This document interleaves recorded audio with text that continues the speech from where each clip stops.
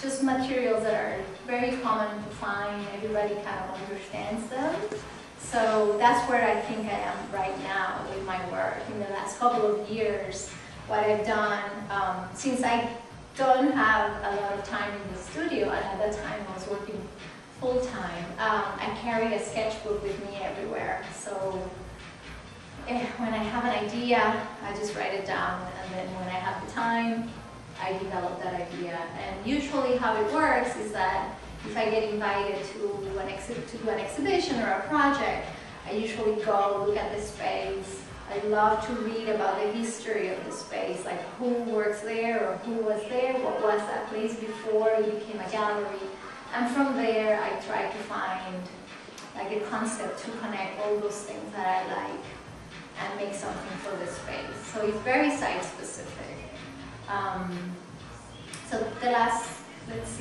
let me just show you a couple of the images that people already have seen.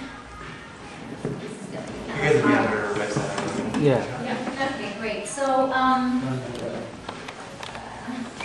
just go for it. So I'm gonna go. What do you guys think? She's not gonna bite. Just come up. I don't bite. I certainly don't.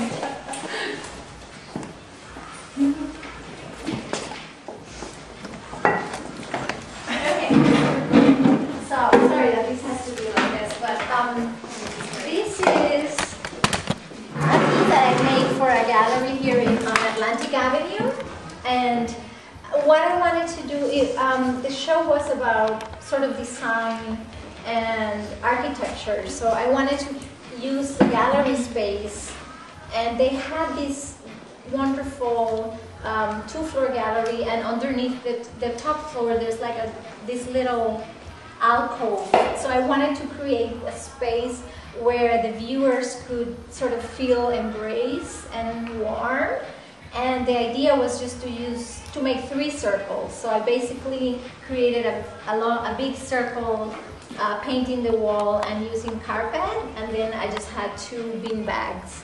And again, the idea was just to invite people to be part of the work and interact and sort of finish the work. Like, I like that idea of me not being just making the work, just inviting the public to help me finish the work by their participation.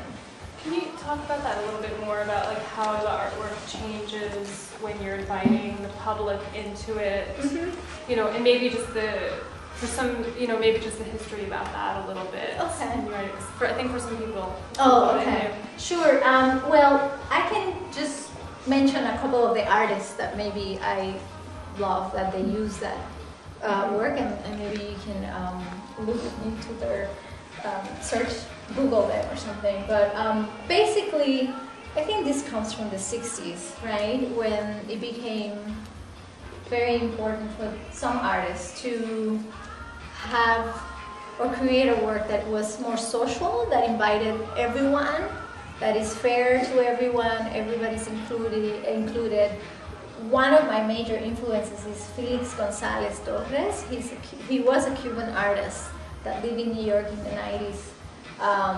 But he worked with the idea of sharing and giving things to people. Like, he would print tons of silk screens and just show them as a rectangle, and the idea was for the public to take print with them, and at the end the work disappears, but at the same time it stays. It lasts forever because people are taking that and kind of giving another significance to that work by just taking it from the gallery to their homes and doing whatever they want to do with that.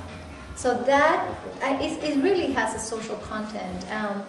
Another of his works was with candy. He will just make a beautiful, very minimal corner or a big rectangle on the floor with beautiful silver paper candy, right? Silver wrap. They're candies, and I feel like maybe we saw this, maybe it shows an image.